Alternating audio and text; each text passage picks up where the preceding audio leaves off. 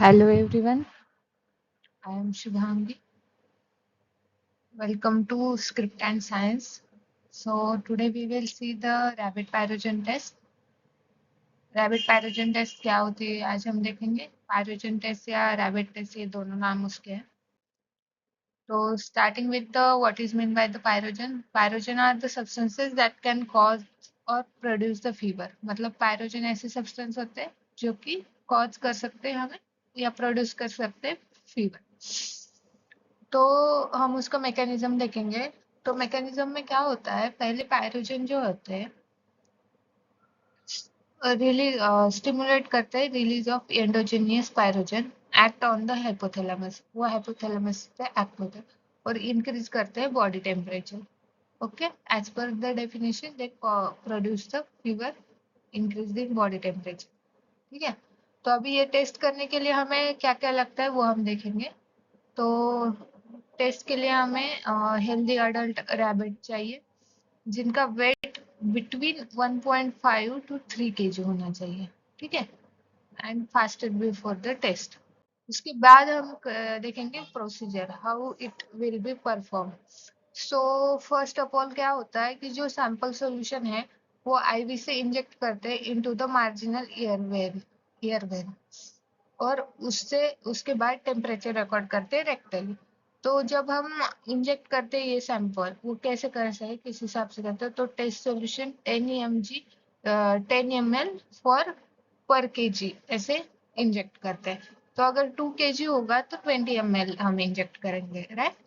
और उसके बाद हर वो टेम्परेचर उसके बाद हम हर 30 मिनट के टाइम इंटरवल में टेम्परेचर रिकॉर्ड करेंगे रेक्टली. सो ये याद रखिएगा, प्रोसीजर बहुत इजी है कैसे हम करेंगे. उसके बाद हम क्या लिखा है हम पढ़ते हैं. The most common pyrogens are endotoxin. Most common pyrogen कौन से होते हैं, एंडोटॉक्सिन होते हैं which are lipopolysaccharide produced by the gram negative bacteria such as Escherichia coli. Okay, तो ये हम याद रखेंगे. E. coli is a gram negative bacteria, we all know that. And ये लास्ट वाली लाइन क्या लिखी है, to be prepared the pyrogen free solution must be prepared from the vehicle free from the pyrogen. अच्छा, तो इसमें ये लिखा है कि हम अगर कोई भी पायरोजन फ्री सॉल्यूशन हमें बनाना है तो उसके लिए हम पायरोजन फ्री व्हीकल ही यूज करेंगे. ओके. तो उसके बाद हम देखेंगे इस टेस्ट का इंटरप्रिटेशन में आता है. तो टोटल जो टेम्परेचर है rise should not be exceed than 1.4 degree Celsius within 3 hours. जब हम सैंपल इंजेक्ट करते हैं after the within 3 hours में उसका temperature not exceed than 1.4 degree Celsius. And pass कब होती है ये टेस्ट, जब no rabbit show greater than 0.5 degree Celsius rise. एक भी माइस ने अगर greater than 0.5 degree Celsius temperature increase नहीं दिखाया तो ये टेस्ट पास होती है. और टोटल ने किससे कम दिखाना चाहिए, लेस देन और equal to 1.5 degree Celsius temperature से टोटल जो रैबिट है उनका टेम्परेचर राइज नहीं होना चाहिए. और फेल कब होती है, जब pyrogen are the present. Okay.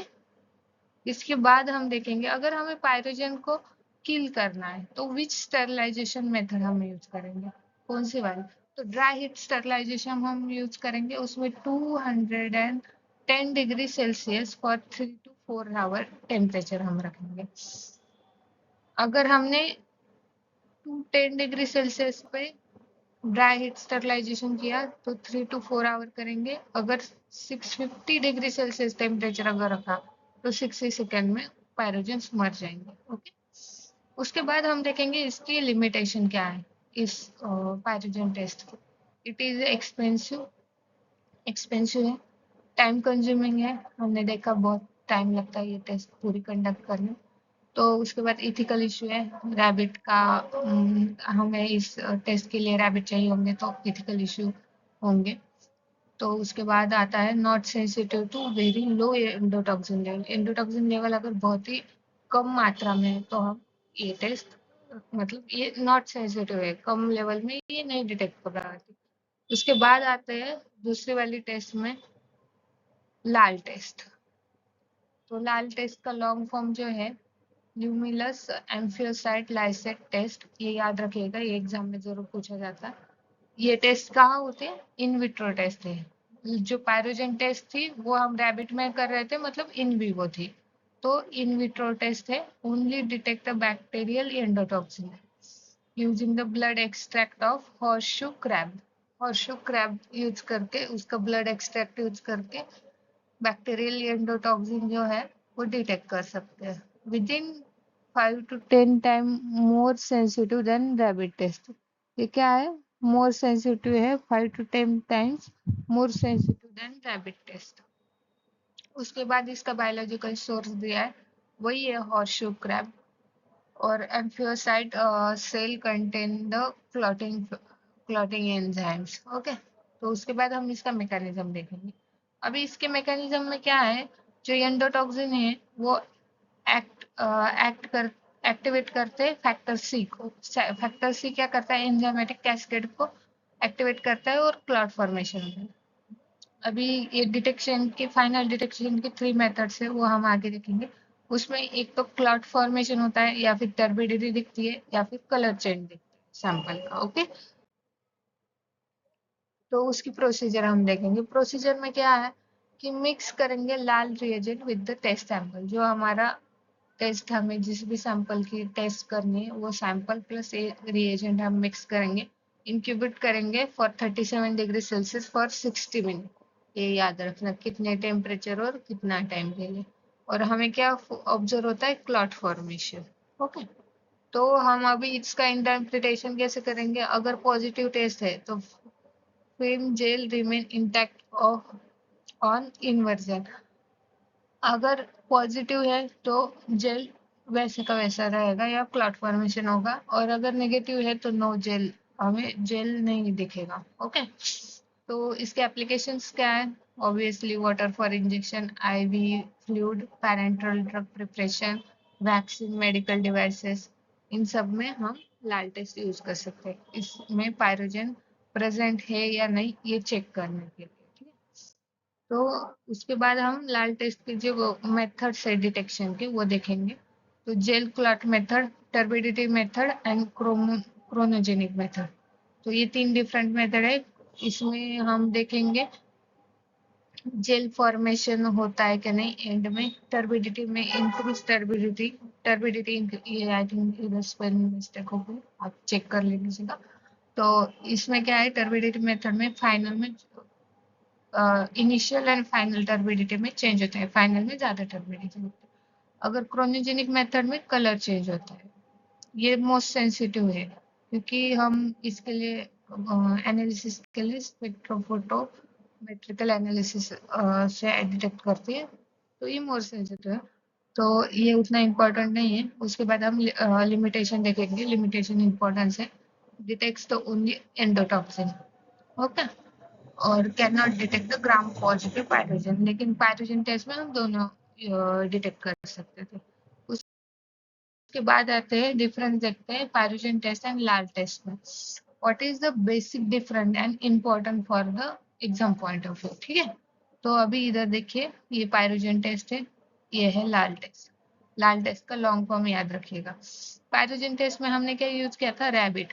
Lal test में हॉर्सशू क्रैब यूज किया था। पायरोजन टेस्ट है इन विवो, ये। तो इसमें क्या है, एनिमल जो यूज किए हैं हमने, रैबिट और हॉर्सशू क्रैब है। ये इन विवो है, ये इन विट्रो है लाल टेस्ट। अभी पायरोजन टेस्ट में हम ऑल टाइप ऑफ पायरोजन हम डिटेक्ट कर सकते हैं, लेकिन लाल टेस्ट में ओनली एंडोटॉक्सिन डिटेक्ट कर सकते हैं। पायरोजन टेस्ट में टाइम कंज्यूमिंग है, लॉन्ग टाइम लगता है। हमने देखा है पहले कि 3 आवर्स में हमें इंजेक्ट करने के बाद 30-30 मिनट्स के टाइम इंटरवल में हमें सैंपल टेम्परेचर चेक करना है, तो वो लॉन्ग प्रोसेस है। लाल टेस्ट में हमने का इंक्यूबेट करके आफ्टर हमें पता चल जाएगा, वो रैपिड हो जाता है। तो उसके बाद हमें कॉस्ट देखनी है। कॉस्ट पायरोजन टेस्ट में ज्यादा लगती है, लाल टेस्ट में कम लगती है। इथिकल इश्यूज किस में है? पायरोजन टेस्ट में है, इथिकल इश्यूज है उसमें, क्योंकि हम रैबिट यूज कर रहे हैं। ऑब्वियसली रैबिट का हमें पहले एथिकल कमेटी से जाके रैबिट का अप्रूवल लेना पड़ता है, एनिमल एथिक कमेटी से वगैरह, वो उसके बाद से वो हमें देंगे, तो उसके कुछ इश्यू आ सकते हैं।